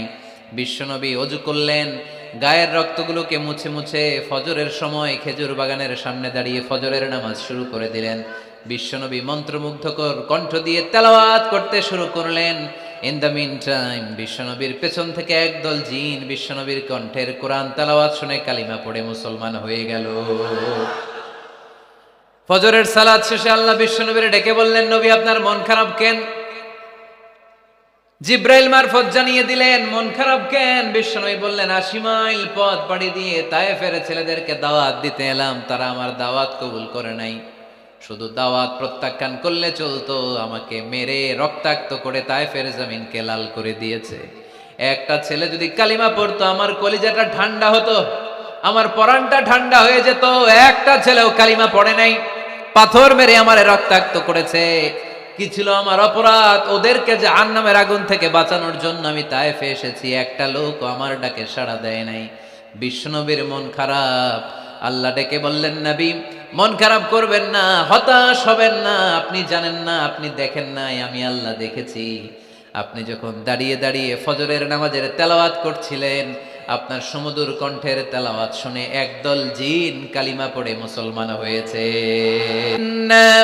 سمعنا قرآنا عجبا يهدي إلى الرشد فآمنا به। বিশ্বনবী যখন কালামুল্লাহ মাজিদ থেকে দাঁড়িয়ে দাঁড়িয়ে তেলাওয়াত করছিল, জিন জাতি বিশ্বনবীর কণ্ঠের তেলাওয়াত শুনে পাগল হয়ে গেল। জিনেরা এরকম বাক্য শুনে নাই এর আগে। জিনেরা মিলাই, কিরে এটা তো কোনো মন্ত্র না। জিনেরা মিলাই, কিরে এটা তো কবিতা না। এত সুন্দর কথা কার বাণী? এটা আল্লাহর বাণী ছাড়া অন্য কোনো বাণী হতে পারে না। এই সুন্দর বাণী শুনে তারা কালিমা পড়ে মুসলমান হয়ে গেল। আল্লাহ বিশ্বনবীর আশ্বস্ত করলেন, নবী আপনার কষ্ট বৃথা যায় নাই। মুমিনের কষ্ট কি কখনো বৃথা যায়? আওয়াজ করে বলো, বৃথা যায়। নবী আপনি দাওয়াত দিতে এসেছিলেন দৃশ্যমান এক জাতি, মানব জাতিকে, তায়েফের মানব জাতিকে দাওয়াত দিতে এসেছেন। ওরা দাওয়াত কবুল করে নাই তো কি হয়েছে? অদৃশ্য জাতি, জিন জাতি কালিমা পড়ে মুসলমান হয়ে গিয়েছে। ওয়ালা সাউফা ইউতিকা রাব্বুকা ফাতারদা। নবী অচিরেই এমন এমন সুসংবাদ আপনারে শোনাবো, আপনি খুশি হয়ে যাবেন। বিশ্বনবী যখন শুনলেন তায়েফবাসী কালিমা পড়ে নাই, কি হয়েছে? জিন জাতি তো পড়ছে। বিশ্বনবী আবার খুশি হয়ে গেলেন। সুবহানাল্লাহ পড়ে। এইভাবে বিশ্বনবীর মন খারাপ হলে বিশ্বনবীর মন ভালো করে দেয় কে? মক্কার জমিনে বিশ্বনবীকে হত্যার ষড়যন্ত্র করা হলো। বিশ্বনবী আর থাকতে পারলেন না। বিশ্বনবীকে আল্লাহ বললেন, নবী আপনার জন্য আর গ্রিন সিগন্যাল নাই, মক্কা থেকে আপনাকে চলে যেতে হবে মদিনায়। আপনি চলে যান, আপনার বন্ধু আবু বকরকে নিয়ে হিজরত করে চলে যান। বিশ্বনবী চলে যাচ্ছিলেন আর মক্কার দিকে তাকিয়ে চোখের পানি ছাড়ছিলেন আর বলছিলেন, মক্কা তো হাব্বুল বিলাদ ইলাইয়া, মক্কা আমার কাছে সবচাইতে শ্রেষ্ঠ শহর। লাউলা উখরিজতু লামা খারাজতু মিনহা। মক্কা থেকে যদি আমারে বের করে দেয়া না হতো, আমি মক্কা থেকে বের হতাম না। আমার কথা কি আপনারা শুনতেছেন? অনেক রাত হয়েছে, এবার শেষ করে দেই। এত লোক যেতে কয়েক ঘন্টা লাগবে, পুরো চুয়াডাঙ্গা জেলা জ্যাম হয়ে যাবে। শেষ করে দিব নাকি আরো 2-1 মিনিট শুনবেন? শুনবেন? ঠিক আছে, তাহলে বসুন। রাসূল সাল্লাল্লাহু আলাইহি ওয়াসাল্লাম বললেন, মক্কা থেকে যদি আমার বের করে দেয়া না হতো আমি বের হতাম না। চোখের পানি ছাড়লেন, মাতৃভূমি ছেড়ে চলে যেতে হবে। আপনাদের জেলার নাম কি? আরো জোরে বলেন। চুয়াডাঙ্গারে বেশি পছন্দ করেন না বোধহয়, এজন্য আওয়াজটা জোরসে হয় নাই। আপনাদের প্রাণের জেলার নাম কি? চুয়াডাঙ্গা। জোর করে যদি চুয়াডাঙ্গা থেকে বের করে আপনারা সিলেটে পাঠায় দেয়, ভাল লাগবে? বিশ্বনবীকে মক্কা থেকে মদিনায় পাঠিয়ে দেয়া হলো। জন্মভূমি ছেড়ে বিশ্বনবী মদিনায় যাচ্ছেন, মনটা খুব খারাপ। প্রথম যখন মানুষ বিদেশে যায় এয়ারপোর্টে কাঁদে না? এয়ারপোর্টে গেছেন আপনারা? আহা, পরিবার পরিজনদেরকে কেঁদে কেঁদে অশ্রু সিক্ত নয়নে বিদায় দেয়। বিশ্বনবীও চোখের পানি ছেড়ে মক্কাকে বিদায় জানালো। মন খুব খারাপ, কিন্তু মদিনায় যেয়ে দেখে এলাহি কাণ্ড। মদিনার উপকণ্ঠে সানিয়াতুল ওয়াদা নামক জায়গায় আবাল বৃদ্ধ বনিতা দফ বাজিয়ে বাজিয়ে বিশ্বনবীরে ওয়েলকাম করতে শুরু করলো। তলাআল বাদরু আলাইনা মিন সানিয়াতিল ওয়াদা ওয়াজাবা শুকরু আলাইনা মা দাআ লিল্লাহি দা أيها المبعوث فينا جئت من أمر المطاع جئت شرفت المدينة مرحبا يا خير دا যারা পারেন পড়েন طلع البدر علينا من ثنيات الوداع وجب الشكر علينا ما دعا لله دا পড়েন না আল্লাহু আকবার। এই বিশাল জনসমুদ্র দেখে তলাল বদরু আলাইনা আর দফ বাজাতে বাজাতে নবীকে ওয়েলকাম এন্ড রিসিপশন দেয়া হলো। এই মদিনার মানুষের ভালোবাসা দেখে মক্কা থেকে যে তিনি চোখের পানি ছেড়ে বিদায় নিয়েছেন এই দুঃখের কথা বিশ্বনবী ভুলে গেলেন। বিশ্বনবীর মনকে আবার খুশি করে দিল কে? সুবহানাল্লাহ কইতে পারলেন না? ওয়ালা সাউফা ইউতিকা রাব্বুকা ফাতারদা। নবী অচিরেই এমন জিনিস আপনাকে আমি দান করব, আপনি খুশি হয়ে যাবেন। আবার বিশ্বনবী শুনতে পেলেন ওনার আগের পয়গম্বরদের বয়স ছিল কারো 1000 বছর, কেউ হায়াত পেত 2000 বছর, কেউ পেত 1500 বছর। তাদের উম্মতের মধ্যে থেকে কেউ বাঁচত 800 বছর, 700 বছর। বিশ্বনবী মনে মনে দুঃখ পেতে শুরু করলেন, হায় হায়, আমার উম্মতের গড় বয়স এত কম। আগের উম্মতেরা হায়াত পেয়েছে বেশি, ইবাদত করার সুযোগও পেয়েছে বেশি। আমার গুনাহগার উম্মতেরা হায়াত পাবে কম, তাই ইবাদতের সুযোগও তাদের কম। ঠিক কি না?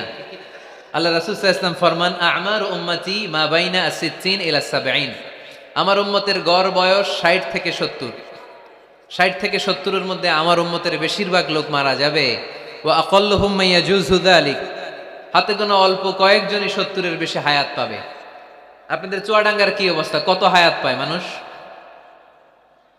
80 বছর বয়স পেয়েছেন এরকম কেউ আছে নাকি আজকের মাহফিলে? 80 বছরের মুরব্বী কেউ আছেন? নাই। 70 বছর হায়াত পেয়েছেন কেউ আছে? হ্যাঁ, আছে আছে। 60 বছর বয়স আছে? 60 বছর আছেন। 50 আছে কার কার দেখি? 50।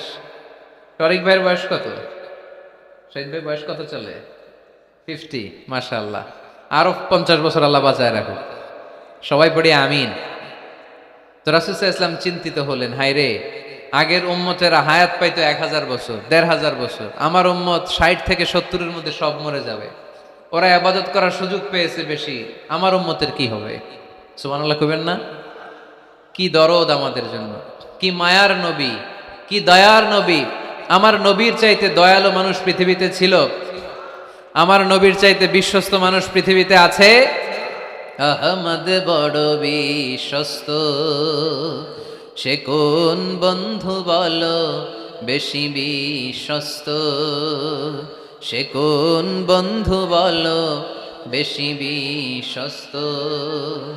কার কাছে মন খুলে দেয়া যায়, কার কাছে প্রাণ খুলে দেয়া যায়, হওয়া যায় অতি আশ্বস্ত। তার নাম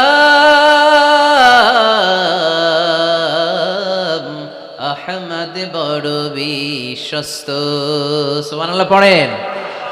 আমার নবীর চাইতে বিশ্বস্ত আর কেউ আছে? আমার নবীর চাইতে দিলদরিয়া আর কেউ আছে? আমার নবীর চাইতে দয়ালু কোন মানুষ পৃথিবীর জমিনে আছে? ওমা আরসালনাকা ইল্লা রাহমাতাল লিল আলামিন, I have sent you as a mercy for the entire universe. নবী হে, আমি গোটা বিশ্বের জন্য আপনাকে রহমত করে প্রেরণ করেছি। চিল্লায় পড়েন সুবহানাল্লাহ। আবার বিশ্বনবী ফরমান, লিকুল্লি নবিয়িন দাওয়া মুস্তাজাবা। দুনিয়ার সব নবীকে আল্লাহ একটা করে বিশেষ দোয়া করার সুযোগ দিয়েছে। এই দোয়াটা করার সাথে সাথে এই দোয়াটা আল্লাহ কবুল করে নিয়েছে। আর দুনিয়ার বুকে যত নবী এসেছিল সব নবীরা তাদের দোয়াটা দুনিয়ায় শেষ করে ফেলেছে। ওয়া ইন্নী আখতাবিউ দাওয়াতি শাফাআতান লিউম্মতি ইয়াউমাল কিয়ামা। কিন্তু আমি আমার স্পেশাল দোয়াটা দুনিয়ার বুকে করি নাই, আমি কিয়ামতের দিন আমার উম্মতদেরকে সুপারিশ করার জন্য স্পেশাল দোয়াটা রেখে দিয়েছি।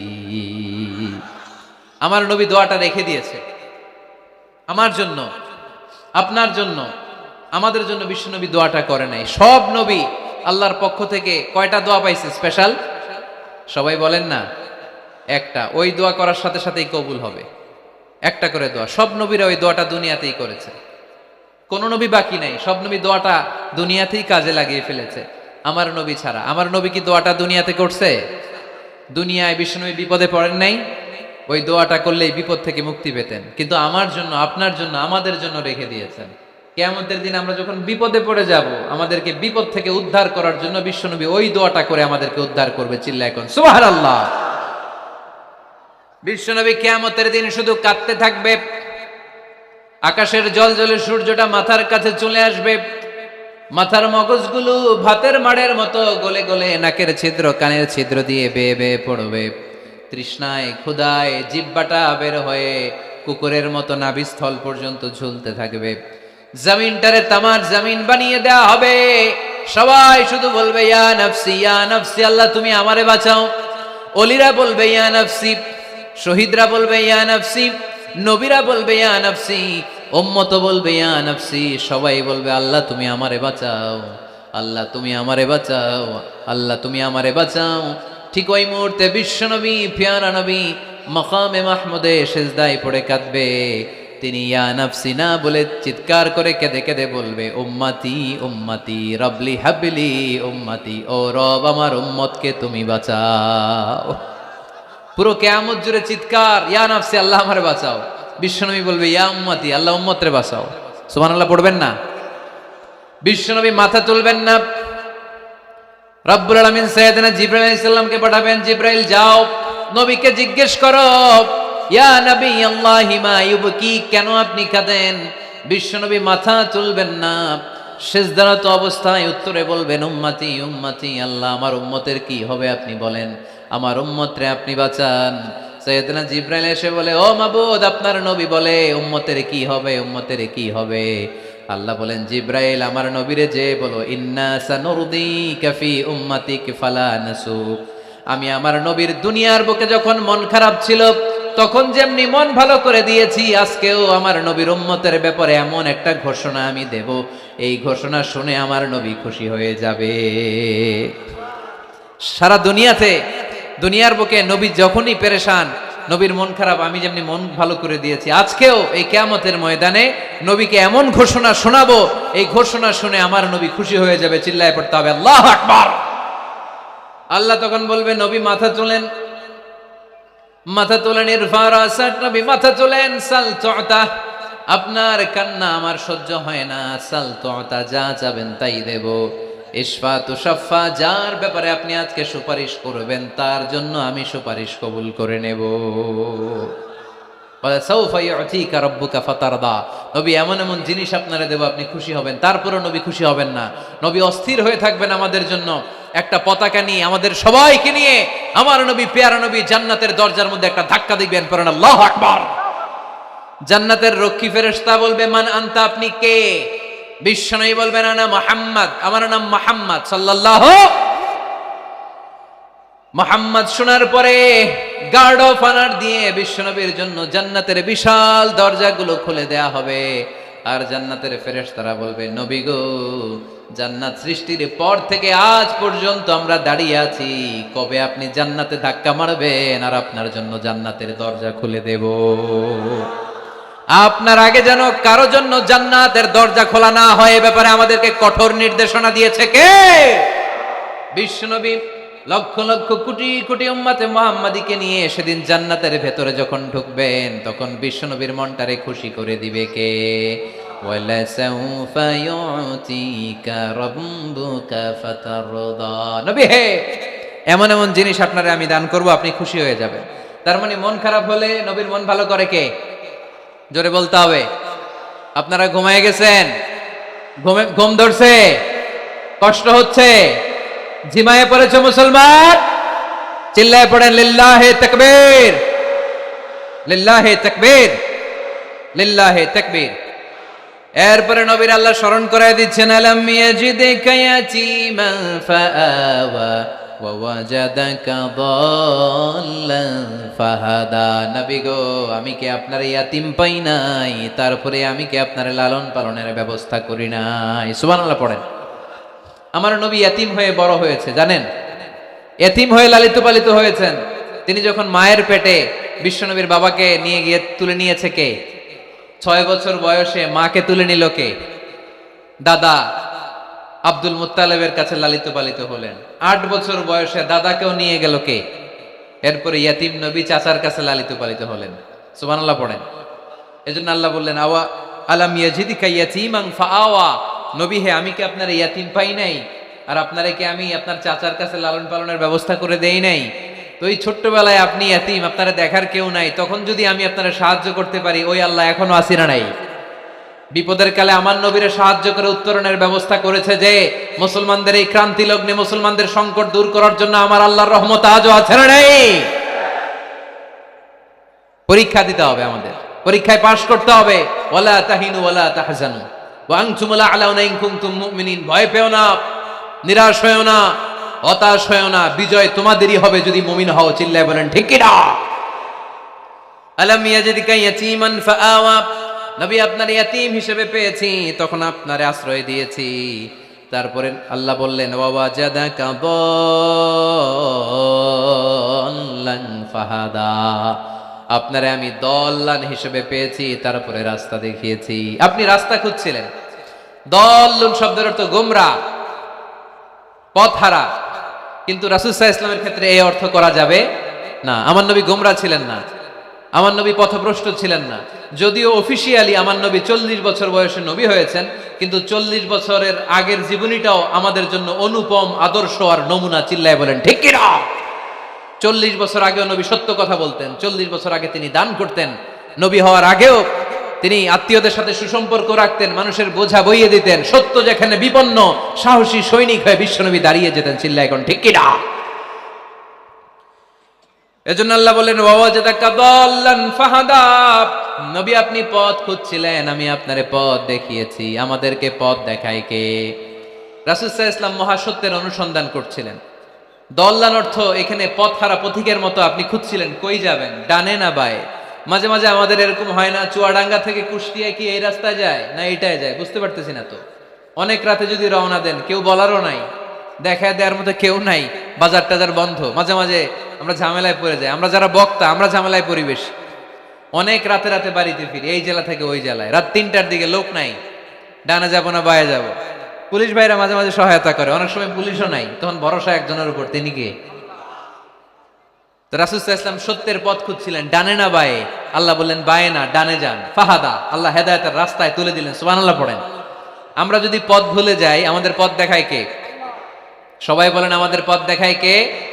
আমি যদি কোনদিন পথ ভুলে যাই, হাতছানি দিয়ে কাছে নিও, মমতার বন্ধনে আমায় বেঁধে সব ভুল ক্ষমা করে দিও। পড়েন, আমি যদি কোনদিন পথ ভুলে যাই, হাতছানি দিয়ে কাছে নিও, মমতার বন্ধনে আমায় বেঁধে সব ভুল ক্ষমা করে দিও। পড়েন আমিন। আমাদের পথ দেখায় কে? আমরা প্রতিদিন পড়ি ইহদিনাস সিরাতাল, সবাই পড়েন ইহদিনাস সিরাতাল। ও আল্লাহ আমাদেরকে সরল সঠিক পথ দেখাও। আল্লাহ বললেন নবী আপনাকে আমি পথ দেখিয়েছি। এরপর আল্লাহ বললেন ওয়াজাদাকা আইলান ফাআগনা, নবী আপনি ছিলেন নিঃস্ব, আপনার টাকা পয়সা ছিল না। খাদিজার সাথে বিয়ে দেওয়ার মাধ্যমে আমি আপনার নিঃস্বতা দূর করে ধনী বানিয়ে দিয়েছি। সুবহানাল্লাহ পড়েন। রাসূল সাল্লাল্লাহু আলাইহি ওয়াসাল্লাম মেষ চড়াতেন। মা বাআসাল্লাহু নাবিয়ান ইল্লা রাআল গানাম, এই পৃথিবীতে এমন কোন নবী নাই যেই নবী ছাগল চড়ায় নাই। আপনারা ছাগল চড়ান তো? আপনাদের তো এই যে কি বলে ব্ল্যাক গোট, চুয়াডাঙ্গার ব্ল্যাক গোট নাকি সারা দুনিয়ায় বিখ্যাত। হ্যাঁ, ব্ল্যাক বেঙ্গল, কি বলে ব্ল্যাক বেঙ্গল। ছাগল পালেন কে কে দেখি তো চুয়াডাঙ্গায়? ওরে আল্লাহ, ছাগল তো নিয়ে যাওয়া লাগবে কয়েকটা, দেখা যায় অনেক ছাগল। মেহেরপুরে বিখ্যাত না? মাশাআল্লাহ, চুয়াডাঙ্গার ছাগল অনেক বিখ্যাত। তো সব নবীরা ছাগল ছড়িয়েছেন। বুখারীর বর্ণনা, মা বাআসাল্লাহু নাবিয়ান ইল্লা রাআল গানাম, এই পৃথিবীতে এমন কোন নবী নাই যে নবী ছাগল চড়ায় নাই। বিশ্বনবী ছাগল চড়াতেন অল্প কিছু পারিশ্রমিকের বিনিময়ে। সুবহানাল্লাহ পড়েন। কারণ আমার নবী শিখিয়েছেন পরিশ্রমে লজ্জা নেই, লজ্জা অলসতায়। ঠিক কিনা? পরিশ্রমে কোনো লজ্জা আছে? লজ্জা অলসতায়, ঠিক কিনা? রাসূল সাল্লাল্লাহু আলাইহি ওয়াসাল্লামের টাকা পয়সা ছিল না। আম্মাজান খাদিজাতুল কুবরা রাদিয়াল্লাহু তাআলা আনহার সাথে যখন বিয়ে হলো, বিয়ের পরে এই ধনাঢ্য মহিয়সী নারী বললেন, ইয়া রাসূলুল্লাহ, আমার সম্পদের দরকার নাই, আমি আপনারে পেয়েছি, আপনারে পেয়ে আমি খুশি। আমার সব সমুদয় সম্পত্তি আপনার পায়ের সামনে আমি ঢেলে দিলাম, আপনি ইচ্ছা মতো ইসলামের জন্য, ইসলাম প্রচারে এই সম্পদ ব্যয় করা শুরু করে দেন। সুবহানাল্লাহ পড়তে পারলেন না? ওয়াজাদাকা আইলান ফাআগনা, তাফসিরে এসেছে ফাআগনা বিখাদিজা, নবী আপনি ছিলেন নিঃস্ব, দরিদ্র, টাকা পয়সা ছিল না, খাদিজার সাথে বিয়ের মাধ্যমে আমি আপনার ধনী বানিয়ে দিলাম। তার মানে নবী আপনি ছিলেন ইয়াতীম, আপনার আমি লালন পালনের ব্যবস্থা করে দিলাম। আপনি পথ খুঁজছিলেন, কোন পথে আগাবেন, পথ দেখাইয়ে দিলাম। আপনি নিঃস্ব ছিলেন, আমি আপনার লালন পালনের ব্যবস্থা করে দিলাম, পথ দেখাইয়ে দিলাম। আপনার টাকা পয়সা ছিল না, খাদিজার সাথে বিয়ের মাধ্যমে ধনী বানিয়ে দিলাম। সুবহানাল্লাহ। নবীর মন খারাপ তো, নবীর মন ভালো করার চেষ্টা করতেছে। দেখেন বন্ধু বন্ধুর রাগ ভাঙায় কি করে। ও নবী আপনি রাগ করেন কেন? ওই যে আপনি ছোটবেলায় কষ্টে ছিলেন, আমি তো ঠিক করে দিলাম সব। ও নবী আপনি পথ খুঁজতেছিলেন, বিপদে ছিলেন, আমি তো পথ দেখাই দিলাম। টাকা ছিল না, বিয়ের পরে টাকার ব্যবস্থা করে দিলাম। তো আপনার টেনশন কিসের? টেনশন তো আমি আল্লাহর। চিল্লায় বলেন ঠিক কিনা? মুমিন কখনো টেনশন করে না। মুমিন তার সব কিছু ন্যস্ত করে দেয় একজনের উপর, তিনি কে? এবার বিশ্বনবীকে 3টা কর্মসূচির ঘোষণা দিয়ে আল্লাহ সূরাটা শেষ করবেন। কর্মসূচি 3টা শুনতে মনে চায়? এই কর্মসূচি 3টা পকেটে করে বাড়িতে নেওয়া যাবে? উত্তর হয় নাই, আওয়াজ হয় নাই। এই 3 কর্মসূচি নিয়ে আজকে বাড়িতে ফিরতে যাই, পারা যাবে? কর্মসূচি নাম্বার 1, আল্লাহ বলেন ফাআম্মাল ইয়াতীমা ফালা তাকহার, ও নবী কখনো ইতিমদেরকে আপনি তাড়িয়ে দেবেন না, এতিমদের সাথে খারাপ আচরণ করবেন না। আপনাদের এলাকায় এতিমখানা আছে নাকি? আছে? তরিক ভাইয়ের মাদ্রাসায় আছে এতিম? আছে? মাশাআল্লাহ। তো এই যে এতিমদের সাথে খারাপ আচরণ করতে নিষেধ করেছে কে? ফাআম্মাল ইয়াতীমা ফালা তাকহার, নবী এতিমদের সাথে খারাপ আচরণ করবেন না, কারণ আপনি নিজেই এতিম ছিলেন। ঠিক কিনা? এতিমদের সাথে আমরা ভালো আচরণ করব। এতিমকে ভালোবাসা মানে নবীকে ভালোবাসা, কারণ আমার নবী এতিম হয়ে বড় হয়েছেন। চিল্লায় বলেন ঠিক কিনা? যারা এতিমকে ভালোবাসে তাদেরকে ভালোবাসে কে? বিশ্বনবী এতিমদের লালন পালনকারীদেরকে এত ভালোবাসতেন, যারা এতিমদেরকে যত্ন নেয়, যারা এতিমদেরকে লালন পালন করে, তাদের উদ্দেশ্যে বিশ্বনবী বললেন আনা ওয়া কাফিলুল ইয়াতীমি কাহাতাইন, আনা ওয়া কাফিলুল ইয়াতীমি কাহাতাইন। আমার 2টা আঙ্গুল দেখা যায়? সবাই দেখতে পাচ্ছেন? এই 2টা আঙ্গুলের মাঝখানে কি খুব গ্যাপ আছে নাকি? বেশি নাই। বিশ্বনবী বললেন আনা ওয়া কাফিলুল ইয়াতীমি কাহাতাইন, আমি এবং ইয়াতীমের লালন পালনকারী কিয়ামতের দিন প্রতিবেশীর মতো এইভাবে কাছাকাছি একসাথে থাকবো।